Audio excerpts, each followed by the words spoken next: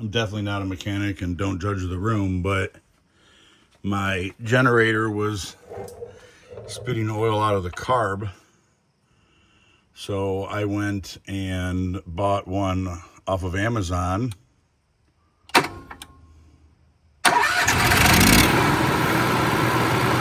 working. You can see on the old float, you can see the water in there. So Onan's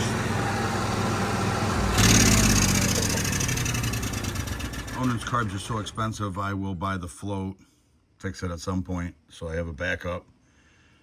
But I wasn't going to spend $500 on a carburetor. It did also give you fuel filters and cleaners and a shutoff, but I didn't feel like messing with any of that. I've never had an issue since 2021 with the carb clogging, so I wasn't really worried about it.